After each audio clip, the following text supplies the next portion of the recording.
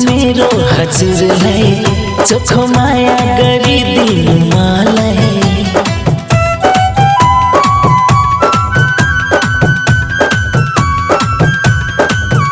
एउटै अर्जी छ मेरो हजुरलाई चोखो माया गरिदिनु मलाई।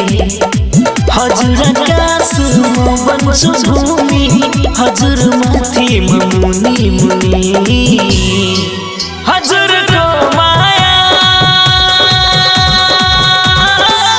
पाउँछु नि जुनी। हजुरको माया पाउँछु नि जुनी। हजुरको माया पाउँछु नि जुनी।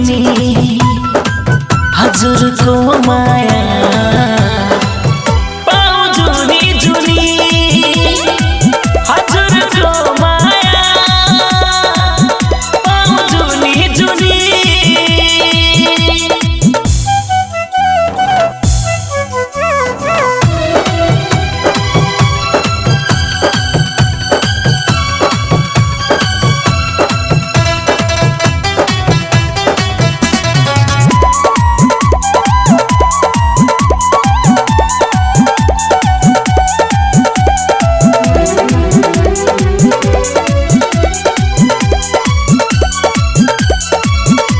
हजुरलाई कसम छ मेरो न कहिल्यै रुवाउनु मलाई।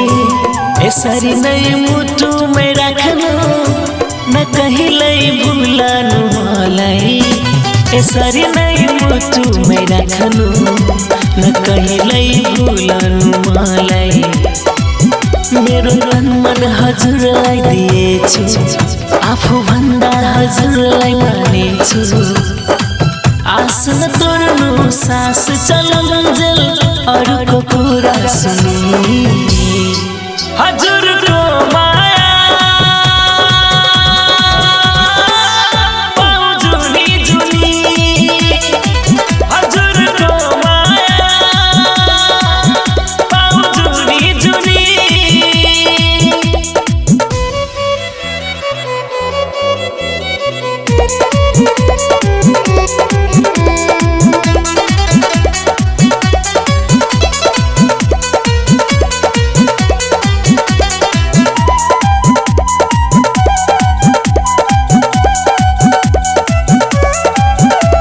हजुरको माया दुनिया लाई भुलिदिए म। यो मुटु थाहै भएन हजुरलाई दिए म।